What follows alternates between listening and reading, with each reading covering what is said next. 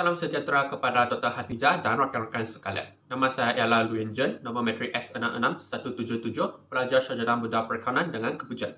Hari ini, saya ingin berkongsi tentang satu topik yang amat penting dalam bidang perakaunan, iaitu peranan komunikasi dalam menangani isu etika perakaunan. Sebagai individu yang bakal bergelar akauntan profesional, kita sedar bahawa kepercayaan dan integriti merupakan asas utama dalam profesi ini. Namun begitu, isu-isu etika seperti penipuan laporan kewangan, penyembunyian maklumat penting serta konflik kepentingan masih berlaku di sesetengah organisasi. Keadaan ini boleh menjejaskan keyakinan pelabur dan orang awam. Oleh itu, komunikasi yang baik sangat penting dalam usaha mengawal dan menggunakan masalah ini. Pertama, komunikasi yang jelas dan berkesan dapat mencegah salah laku etika dalam kalangan pekerja.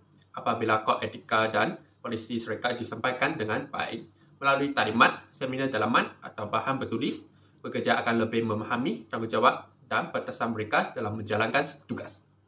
Latihan berkala yang menekankan nilai-nilai integriti dan ketulusan juga dapat membentuk kesedaran serta sikap berhati-hati dalam melaksanakan kerja-kerja perakaunan. Ini bukan sahaja melindungi organisasi, malah memelihara maruah profesi perakaunan itu sendiri. Kedua, komunikasi memainkan peranan penting dalam melaporkan sebarang bentuk penyelewengan, sistem saluran dan aduan dalaman atau whistleblowing perlu diwujudkan dan dipromosikan secara aktif supaya pekerja berani bersuara apabila berlaku ketidakpatuhan terhadap etika. Komunikasi yang menyokong budaya terbuka tanpa rasa takut kepada tindakan balas adalah penting.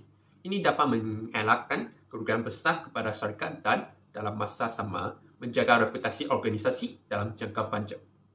Ketiga, selepas berlakunya salah laku etika, komunikasi juga memainkan peranan penting dalam memulihkan kepercayaan ke pihak kepentingan.